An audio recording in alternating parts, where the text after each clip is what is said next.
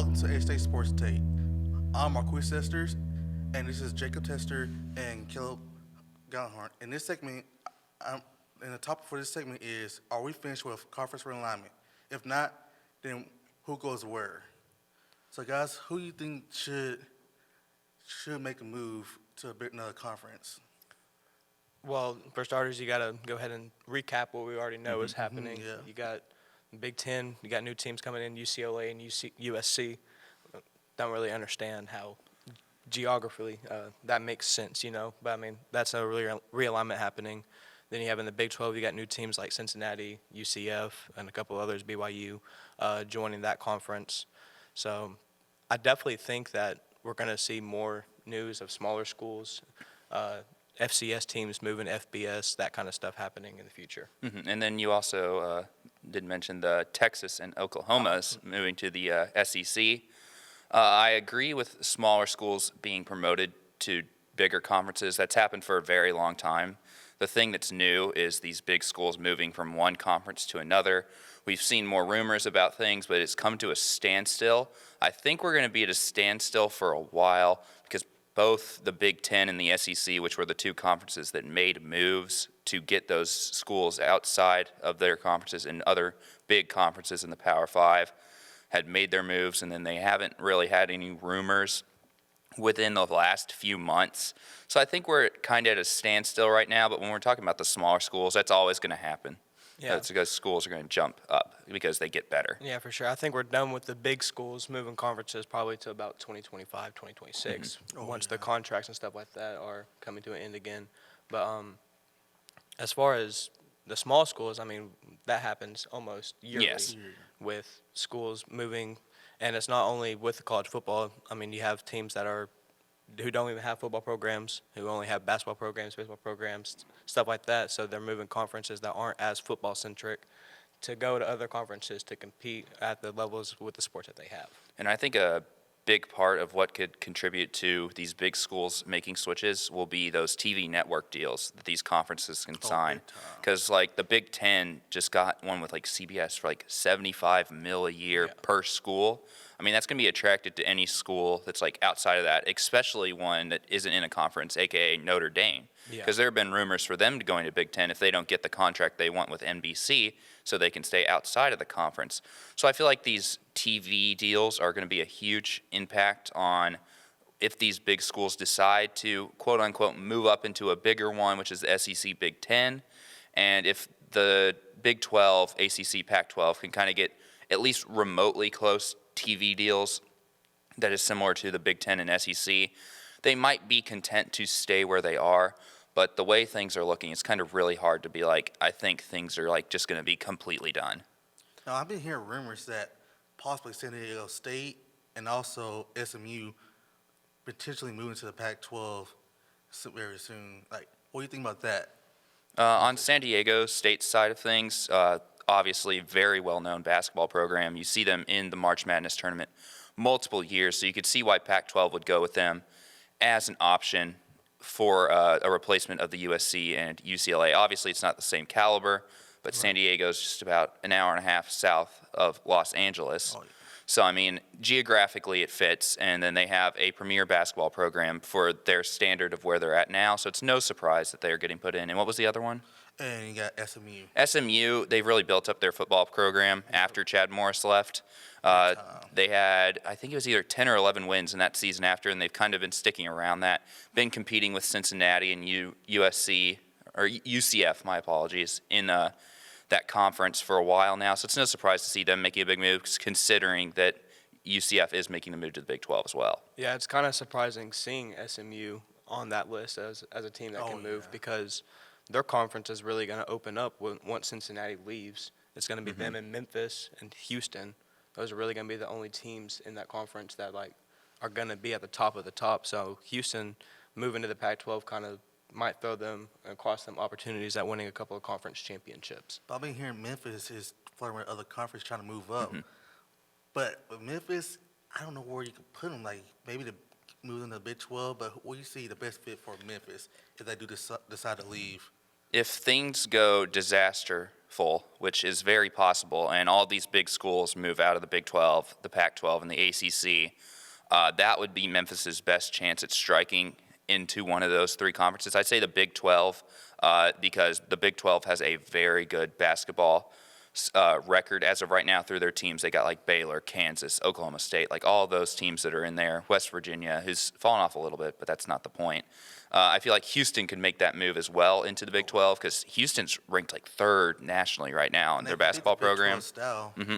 Yeah. And then Memphis obviously is building up their football program, but their basketball program with Penny Hardaway, they're just getting elite recruits in year after year. Year out, yep. So, I mean, I feel like the Big 12 would be a perfect spot for those two if everything goes into chaos. Yeah, I think if that does happen and everything does go into chaos, the Big 12 is going to look like kind of like a testing ground to see can these mid-major schools, I guess, compete with the high-level teams and stuff. Because the Big 12 losing pretty much all of their good teams, you're going to have TCU, who's having an incredible season, but Yes. we don't really know if that's how TCU is going to be for the foreseeable future.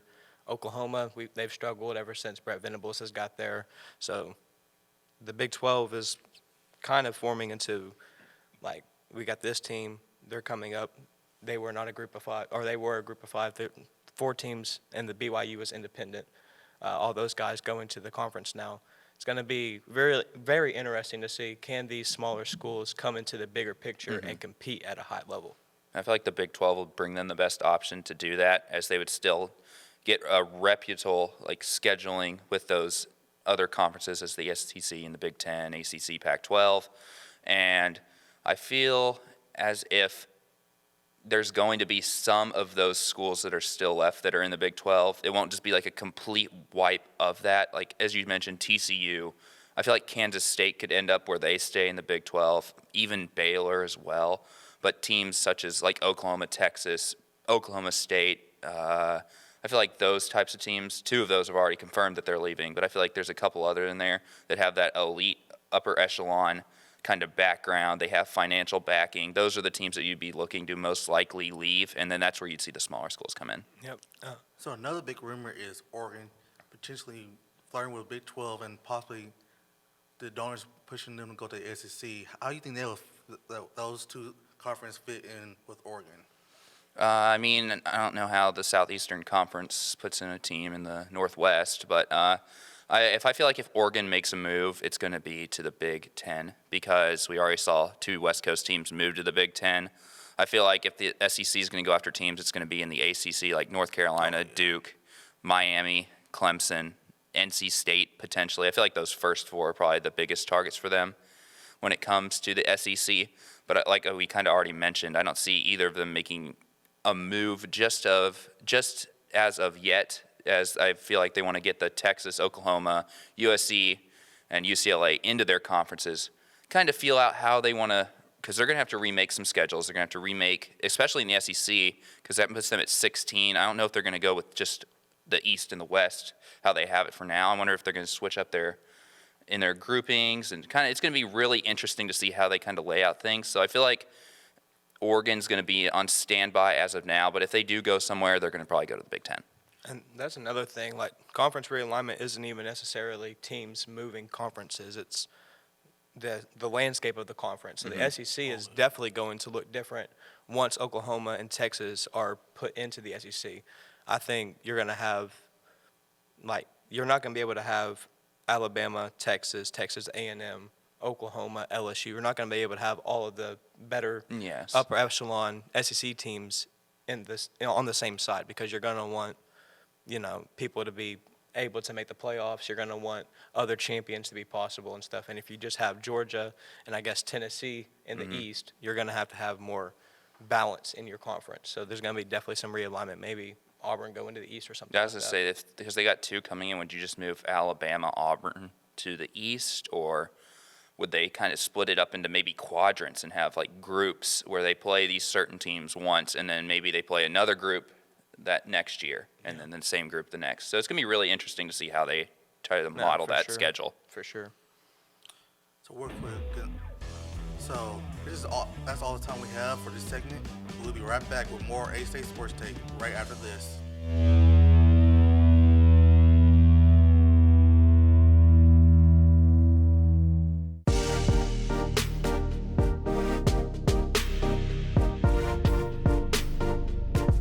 ASU-TV, shows like Red Wolf Roundtable, ASU-TV News, Westside Football, and more. Gain real-life experience while doing what you love. Get involved with ASU-TV today.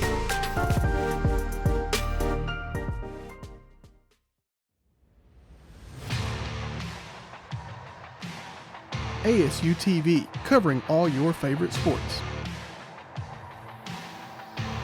From Red Wolf Roundtable to Westside Football and more, ASU-TV has you covered.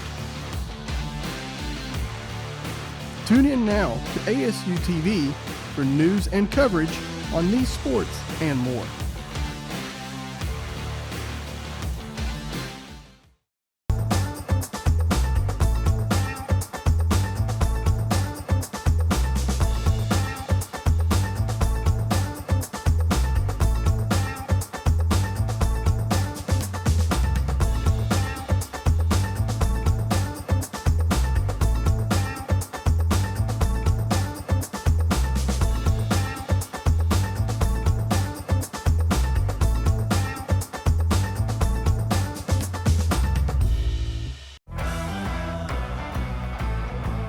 Here to deliver the latest news on A-State sports, ranging from football, basketball, baseball, and more. I'm your host, Tristan Harlan, alongside your other host, Cooper Melder. Red Wolf Roundtable is your local sports source.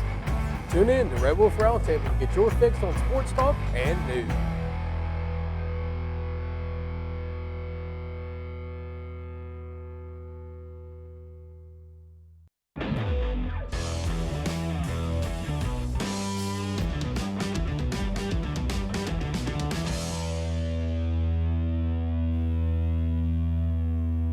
Hello and welcome back to the A-State Sports Take. I'm Easton John, and in this segment, I'm joined with Ella Jane Britt and James Lowry. The topic for this segment is cheerleading a sport? And before we get started, I'm going to start off with this. My sweet, sweet mother, Karen John, I know it's Karen, but it's with a C, but she cheerleaded at UCM, and if she heard me saying that it wasn't a sport, I think I'd be kicked out of the house. So I'm going to start off by saying that it is a sport. James, what do you think? Is it a real sport? I don't think so. You don't think so? I don't, because the thing is with me, number one, I'm not sexist. Okay, yeah, let's just get that out the way right now. All right, we can I'm get not that out of the way. sexist. But the thing is, there's just a very high risk of injury. Mm-hmm.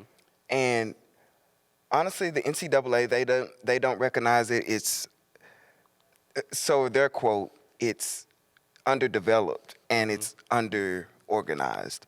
Do you think gymnastics overtakes cheerleading? Tops it when it comes to NCAA sports? I mean, that is very valid because honestly, they televise gymnastics. Exactly. Like you literally watch it on TV. So, I mean, it's in the Olympics, and as far as cheerleading, it's not. So it's just like they've actually valued gymnastics more in a way than they have cheerleading. No, see, I think cheerleading is a sport coming from somebody who used to be a cheerleader. And if you look at it, it may not be in the Olympics, but they do have the ESPN Wild World of Sports over in Orlando, and they have national competitions. There is two different types of cheerleading, I believe. There is your school cheerleaders, and then you have your competitive cheerleaders. Your competitive cheerleaders are going to work a little harder rather than just your cheerleaders who go out to a game and cheer. But I think no matter what, you're exerting your energy, so I feel that it is a sport. I can get down with that. Also, I'll jump in here and say that, gymnastics cheerleaders, they put themselves through a lot of training. They have to train their bodies to do flips and do the cartwheels and make sure that they land properly whenever they hit the floor, just like a gymnastics player. So you could just say like gymnastics and cheerleading are the same. But see, that's the thing, because in cheerleading, you got to realize you have bases, and when they lift the flyers up in the air, I promise you, I can't trust those people because if you drop me, we're fighting. When we get on the floor. I'm sorry because like that's a very high risk of injury. Like there's been a high rate of concussions, a high rate of ankle injuries, even just body collapses because they've dropped somebody and they've gotten severely hurt. Like when I was in high school, there was literally a cheerleader. She was doing a flip and she slipped and hurt her neck. Like it was very serious, and I was just like, those are just like one of the few things in cheerleading that I kind of feel like that's holding, that I feel like that's why it's not a sport. And I honestly get why, and I kind of agree because like you don't want these people getting hurt. Like you don't want to be just watching TV, and next thing you know, somebody has hurt, like twisted their hand and it's like out of place. Like that's scary to watch on national television. Well, and that's something I've experienced too because I was a back spot in cheerleading. So therefore, my flyer had to have full trust in me because you have your bases and you could do a one-man base, you could do full setup, and you lift them. And that's just taking a full thing of trust. And kind of going back to what you were saying about injury, we tried doing a stunt where a flyer did a backflip over me, and she didn't make the backflip. So therefore, I passed out. She hit me in the face, busted my lip open. So, like, I understand what you're saying, high risk of injury, but I know in high school they have AAA rules they have to follow. And the school I came from actually got in trouble by AAA because you're supposed to have a mat every time you stunt. And every time you don't have a mat, we had AAA called on us every time. And there's different kinds of stunts. Like, if you build a stunt on top of a stunt, higher risk of injury that could possibly happen falling from a higher standpoint than what you were before. So there is a high risk of injury, and I do agree with what you're saying there. Yeah, and some people would say that it would make the argument that since they get injured a lot, that it could be a sport because they put their bodies at risk. I mean, you look at athletes like boxers and stuff, they put their bodies through, injuries every single time they get in the ring. So I feel like people might make that argument that that since they're getting injured and they're training themselves to prevent injury, that it could be a sport. Yeah, I mean, I was reading an article, and it was saying it's a Netflix series. It's called Cheer. Have y'all? Yes. So it was saying when athlete T.T. Barker arrives at practice with a back injury after ignoring Coach Monica Aldama's advice against competing with another team, Aldama she still makes him participate in practice as his coach seeks to teach a lesson about commitment. Barker winces and grunts in pain, hoisting flyers overhead. Finally, he collapses on the mat crying because, so I kind of feel like in all sports that's happened before, but like in cheerleading, like if my back, like if their back is hurting, like why are you forcing them? Like this is literally cheerleading, it requires legs, it requires your whole body. So like cheerleading is a lot of bottom weight with what you're saying. Yeah, so like and a lot of why are you forcing, like that's, it goes back to the risk of injury with me. Like he was clearly in pain, but I understand you're trying to teach him a lesson, but like why are you forcing him and he has a back injury? Like that's very serious. And I can see both sides of that too. Like there are male and there are female cheerleaders. Sometimes males can take more pain than females can, but going back and saying like it was his back injury, coming from an athlete, a prior athlete, your state of mind as an athlete is always, I'm okay no matter what. I'm going to do what I can for this team no matter what. But when you are at a certain type of pain and a certain level of it, there's a point where you're like, I cannot do this. And that's when I feel the coach should come in and say, this is what you're doing, stunts, you're flipping. And especially when you're flipping in cheerleading, I mean, that is full body movement. Because I can tell you, I could not stand here and do a backflip right now. I couldn't do it. I could try. So, Ellie, what do you say to the people that say it's more of a hobby than a sport? I mean, a hobby is a hobby, and you do it to your best ability, and you enjoy doing it. And if cheerleading is that hobby for you, then keep making it be a hobby. And because you can get scholarships from high school to college to go cheerleading. I did not know that. Yes. One of my best friends actually cheers at Arkansas State. So if you love it and you feel like you want to continue doing it, to your best ability, keep doing it and keep pushing for scholarships because you will be going to college on scholarship. You will be getting part of your school or your school fully paid for a hobby. That's really cool. And James, I want to speak to you on this. What would you say your main argument is whenever it comes to why you think cheerleading may not be a real sport? Simply the risk of injury and just not giving it the attention that most people would think it gets. Because honestly, you see it. Like, honestly, we're at a lot of sporting events, I'm filming and stuff, and you see the cheerleaders, and it's very exciting. But I get in the eyes of the NCAA and the college level, they just feel like it's not an attraction. Yeah, you know? they overpower it with gymnastics, and I totally get behind that. But here's an interesting question before we wrap up things: is it more of a sport than NASCAR? Oh. Yes. Yes, I would say so. Now, That's something we can agree on. That's Yeah. something we can agree on. All I right. believe. Well, that's all the time we have for this segment. We'll be right back with more A-State Sports Take.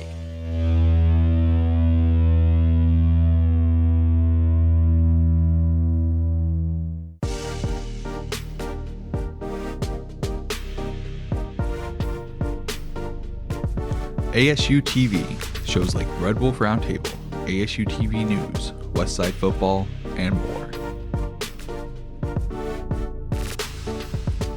Gain real-life experience while doing what you love. Get involved with ASU-TV today.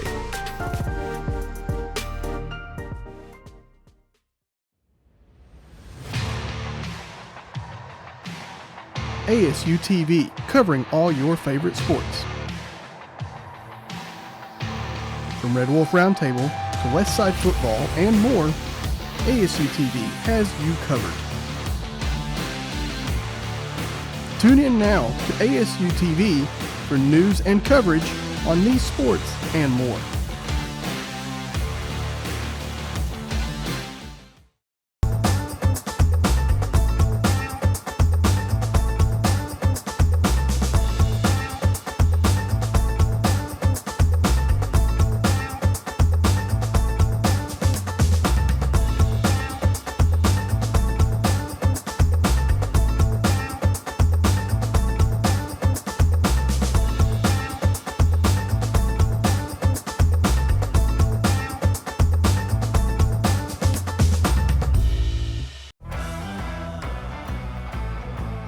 Here to deliver the latest news on A-State sports, ranging from football, basketball, baseball, and more. I'm your host, Tristan Harlan, alongside your other host, Cooper Melder. Red Wolf Roundtable is your local sports source. Tune in to Red Wolf Roundtable to get your fix on sports talk and news.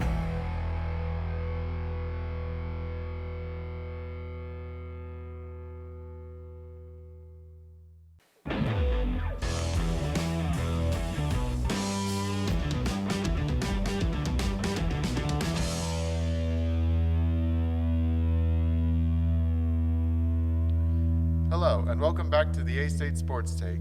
I'm Ivan Rash. In this segment, I'm joined by Stephen Pascoe and Austin Sweat. The topic for this segment is esports a sport? Does it belong in athletics? Take it away, fellas. You want me to go first? Yeah, you can start. So I love video games. I'm a big gamer, but I think it is not a sport.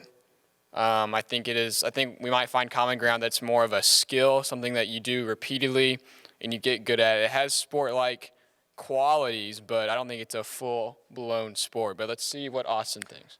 So the definition of a sport is it is an activity involving physical exertion or skill in which an individual or team takes part in it against another for entertainment. And with that specific definition, I would give it a sport because it is very much, while it's not physical exertion, no one can argue that you are all the time physically exerting yourself. You don't work out for it. You don't do anything like that.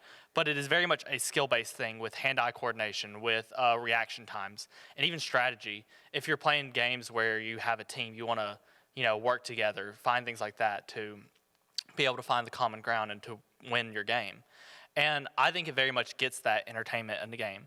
And, at the end of the day, that's a big thing of sports, teams doing what they can to come together and win. again, I'm not trying to argue it's a physically exerting sport or it's anything like that. But I think at the very least, we need to find some kind of category for things like this. Because think of chess. Chess is a game that a ton of people play, a ton of people watch. And it's by no means are you physically exerting yourself, but again, it's one you need to practice, one you need to get these skills for, just like video games. And I think somewhere in sports there should be this subcategory for these more skill-based games that aren't as physically exerting. Would you call it like professional gaming, or maybe change the name esports into something else to maybe categorize it different, like you were saying? Or I mean, by all means, like, you know, esports being electronic sports, you know, because it is, you are playing within a sense, because, you know, you think of sports, you're playing football, playing basketball, whatever. With this, you are playing a game just online. And so I don't know, I do feel like the sport does give it a different connotation, and that causes a lot of people to look down on it. So maybe professional gaming, I don't know the exact solution to that, but it has such a market now because, I mean, you go back to some of these esports championships, people can win millions of dollars from it, which is just absurd. Yeah. I mean, I grew up playing video games, enjoying that, and I would have never said you could make $1 million off that. Yeah. Maybe spend it, because some people just get some absurd stuff, but. What do you think, Ivan? What do I think? Well, I'm gonna be real with you here. This whole esports thing, it's basically just a video game, you know? I mean, people are saying that that esports are eventually going to replace real sports. Well, let me tell you the truth. I don't think that's likely. Okay? Because you see, esports, I mean, watching a video game, it's nice and all. Heck, playing it's pretty good too, but it doesn't replace the real thing. See, the thing about sports is you got all these different teams and different strategies. They're working together, the teams and players in person, okay? And I'm sorry, having to find a. You're good. Yeah, but the point is, all that stuff you see in real sports, that is authentic, real people in work. Esports, well, that's mainly just avatars and mostly people playing the game from different parts of the world, pretty much. But I would make the argument that you are just as much having to work with your team in video games as within real sports. I'm by no means saying the physicality of it, or am I going to say that esports would ever replace real sports? I honestly place these two very differently in the category of sports. I agree. Because again, I'm saying these should be placed more as a skill-based sport rather than a physically exerting sport. I agree with you. And so I think you have to look at them very separately. But, I mean, you look at games like Valorant, games like, you know, League of Legends, all these you have a team. You're going to have to work together to overcome what the other team's doing. You have to see the certain things they're doing and make adjustments based off them. And so and maybe they're not in person. Some are, some aren't. But you still are like right there mic'd up to each other and able to talk out the things you're saying. Like, oh, hey, I see this team is doing A, B, and C. And so maybe if we do X, Y, Z, we can overcome that. And I think that communication and stuff does bring a lot of it together and bring that team aspect into it a lot. Yeah, well, you see, there is one thing you're forgetting about with this. See, the thing that those real teams also have, you know, the professional ones, chemistry. Okay, the best teams ever. They all have chemistry. You know, the coaches, the players, they all have these bonds, and that's what helps them make it effective. But these esports fellows, well, they're basically the equivalent of guys who meet on Twitter. You know, the kind of people you'd make a video about meeting my online friends for the first time. Yeah, sure, you've got a bond, but it's not quite the same as that chemistry you have of being friends with someone in real time, you know, actually meeting them physically. But who's to say you can't meet these people physically who you That's don't, true. you know, like A-State has an esports team, and I know all of them are very close to each other. They all hang out with each other outside of it. I'm friends with like someone high up in it, and he always talks about how they're hanging out and how they're getting to know each other. And I mean, you can very much have that chemistry with people who meet like that. And even if you meet someone online, you can, which obviously, you know, use safety if you're going to meet them in person from online. Still, you can still learn to know them, get that chemistry with them. I mean, both very much have a chemistry that you can definitely sense. And I think that chemistry is why you have to have good working togetherness, because if you don't have it, then it's just not going to work as well. You can't be a team. Yeah, I agree. I think chemistry is definitely seen in sports and even esports because, games like Overwatch, Valorant, Fortnite, your teammates are there to help you. You almost know what they're going to do. You almost know what each other are going to do because you've been playing with each other for so long. You've built that connection. So I think there is some chemistry to be seen there in esports. But Okay, yeah, I guess it is possible to have chemistry with someone you know online, but still, interacting in person is what helps make the real sports good, that's true. That's fair. But you can clearly meet these people in person. In a lot of events, think of the big esports competitions, they will have them come in person. They'll have the teams lined up on this team lined up on this row, that team lined up on that row. And let's say it's a very new organization where there are these new people. Sure, they may not perform as well that time because they won't have this chemistry yet. But they will be able to, over the course of this game, actually get to interact with each other in person, get to know each other's personalities, get to know the things they do, their little quirks. And they can build that chemistry with each other. They can build that knowledge of who this person is, who that person is, what makes them tick, what makes this person go. And I think all that builds this very much connection that all these people can have, and it makes this team aspect really cool. Because, again, this isn't a sport where you're physically exerting yourself, but you're having to have these different types of skills that we don't see in regular sports. I think these two are very separate, and we need these two categories in sports. We need physically based sports and mentally based sports, or skill based sports, where it's not like you're not going out to fight someone physically in boxing or go against someone in football, shoot in basketball, any of these things, but you are using your specific skills in this game, and it's just going to come down to, are you better than them at these skills? Yeah, no, I agree on that. I think we found common ground, but I think the question left is we gotta somehow label this new category, and I think it's gonna be interesting what they come up with in the future, because we're seeing like VR become a big thing. There's gonna be VR sports eventually, and those you are actually physically doing stuff. It's crazy how far technology is going, but we'll see how that goes. I don't even know how they'll make that a thing, but we'll have to see in the future. But it's very interesting to see how far it goes. Well, anyways, that's all the time we have for this segment. We'll be right back with more A-State Sports Take right after this.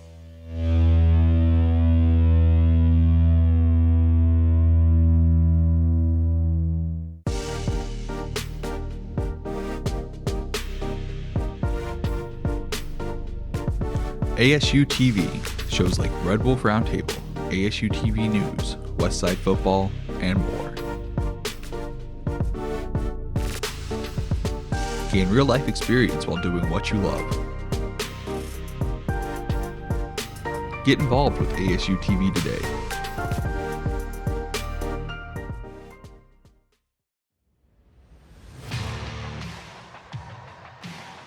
ASU-TV, covering all your favorite sports. From Red Wolf Roundtable to Westside Football and more, ASU-TV has you covered. Tune in now to ASU-TV for news and coverage on these sports and more.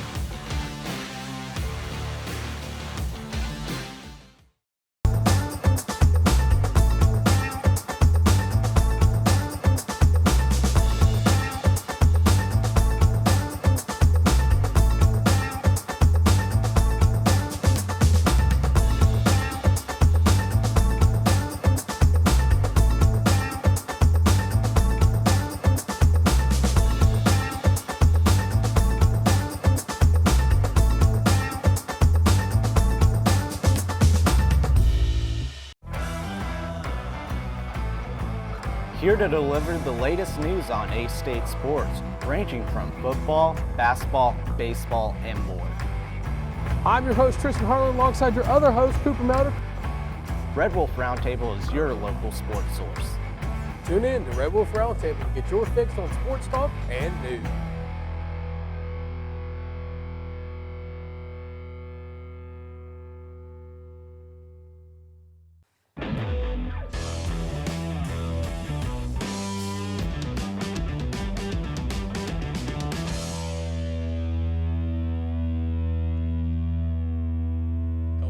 and welcome back to the A-State Sports Take. I'm Stephen Pasco.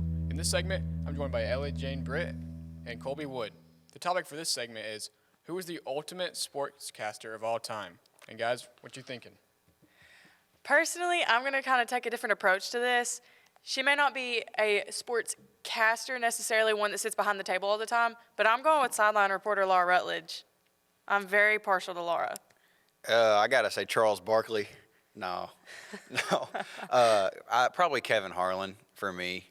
I can't speak too much on all the other great sports, but I know personally as a basketball fan, a super basketball fanatic, for me personally, it's got to be Kevin Harlan. What makes you think Kevin Harlan would stand out from the rest? Well, because when I just turn on a basketball game, say if I get off work on a random Wednesday night and I go home and I'm turning on TNT or ESPN and I hear that voice, automatically I know it's Kevin Harlan. I mean, even if you don't know who Kevin Harlan is and you're just a casual fan and you're going home and you're watching some basketball, you know who he is, you know that voice, and it kind of resonates a little bit, and it kind of takes you back to a time where you can just relax, chill, kick your feet up, and enjoy some basketball.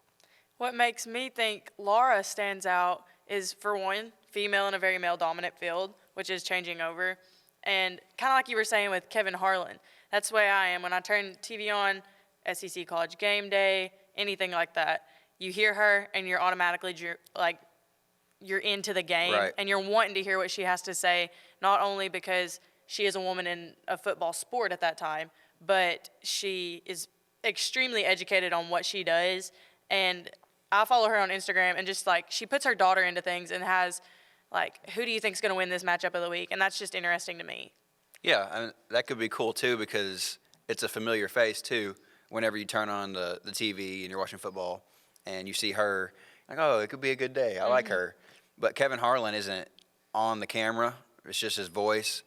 And that's a little bit different. Some people don't even know what he looks like, and they still really like him, really like his commentating style.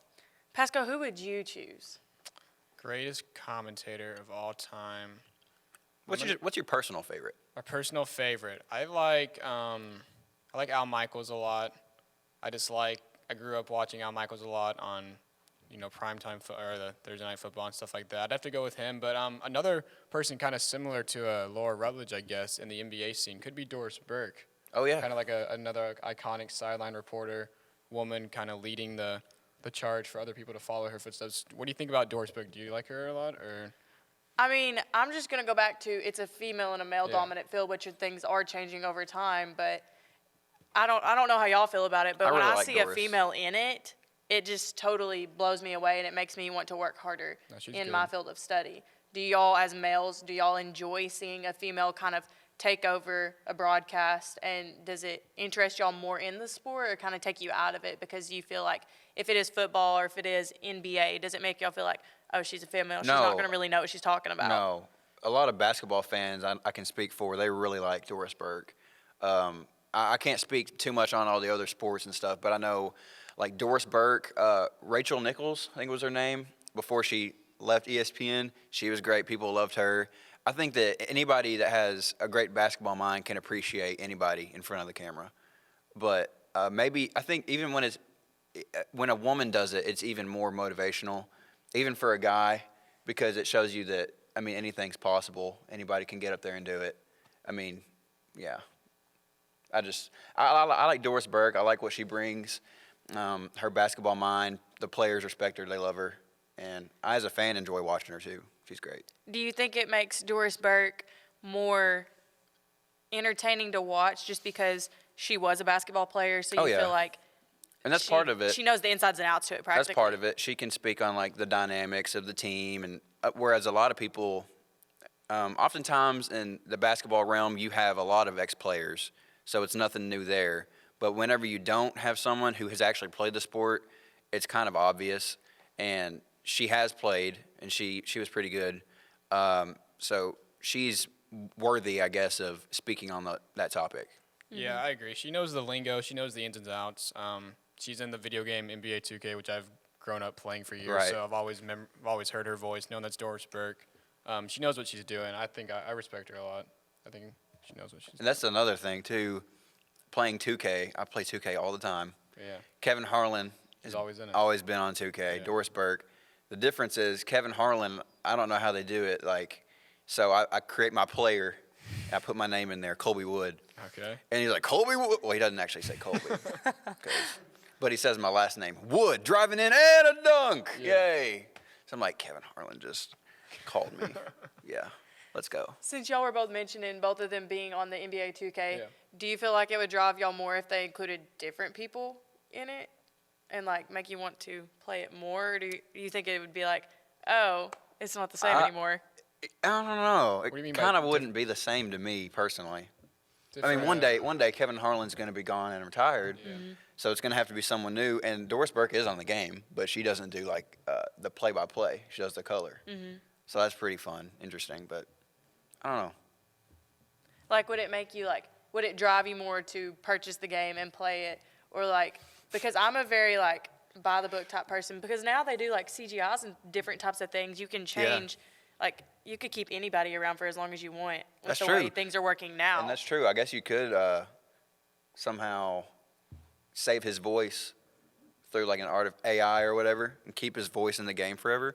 I don't know. They'll probably update it to whoever is like the hot sportscaster though. I think I'll keep playing no matter who's in it. I mean, I just love the game, and the more the merrier, I guess, as the saying goes. Whoever's in it, I'm sure they'll do good they're in there for a reason. So keep playing the game for sure. And I don't play Madden, but Laura Rutledge might be on Madden. I don't know. I don't think play. she is. I've She may never not played be. it. I've never been a She video game type person. We're hearing that she is not on Madden. She is not. I think it would totally change the game, though, if she was, especially because she's just so well known. And she's still in her 20s, maybe early 30s. Yeah. So she'll be around for a while. And I think if they added it, I might honestly play it. Yeah, I mean, that's a good point. I mean, putting her in the video game might drive more sales, for a female audience especially. They just want to Exactly. see her and hear her talk. Mm-hmm. That could be really cool, actually. I think we should probably send an email out. Yeah, What let's y'all think? investigate. Totally start doing things like that. But no, I was very partial to her, and that's who I will stand by till the day I lay myself to rest, is Laura Rutledge. I think she just stands out from a lot. Maybe not a Doris Burke, but No, she's. Real quickly before we go, sort of off topic, not much. I mentioned Charles Barkley earlier, and those 3 of those 4 guys, Kenny, Shaq, Charles, they played in the NBA. Ernie did not, but everybody loves Ernie, and they respect Ernie. Even though they're not like the most, I don't know how to put it, professional of sportscasters, do you think that they're just highly respected because of who they were and when they played in the NBA? People just enjoy because they're going to go off script. They're not going to stay on task. They're going to do random things. Do you think that that's still enjoyable to watch? Yeah, dude, I love the comedy aspect. I think if you're funny, you can talk about anything and you can make it entertaining. I love Charles Barkley, the barbecue chicken. Yeah. That stuff's funny, man. Going off script. I think we're going to start seeing less scripts and more just people freeballing it. And we're seeing it in the NFL with like Tony Romo, even Robert Griffin's tweeting out just random stuff about NFL games. But I do agree with that. I think what's interesting, though, is you take 4 random guys and put them on the same platform, they couldn't do it. do you think it makes it more interesting, like what y'all were saying, having the funnier side of it, having humor I think so, because, you're talking about Shaq and Charles, who didn't like each other. They butted heads when they played. Yeah. And then they're having to work together, at the sports desk. I think that's a good dynamic. But where was I going with that? Also, anyway, I lost track of thought. I'll come back to it. Y'all got anything on that? Is it just more interesting having, Oh my like, God. because you have, like, Charles Barkley and people like that who have played, is it more interesting to you to have people like that who have played or people who haven't played but they have done their enormous amounts of research to be able to be educated on that? I guess what I was saying was they come out every now and then with just some heartfelt, deep message, and then it kind of just makes up for the rambling and stuff they do. But like sometimes they actually hit you with some facts, and you're like, okay, that's why they're here, because they've been here, they've done that, they have the player side of things. So, You know what? I think that's all the time we're going to have for this segment in this episode of the A-State Sports Take. Thank you for watching, and we'll see you next time.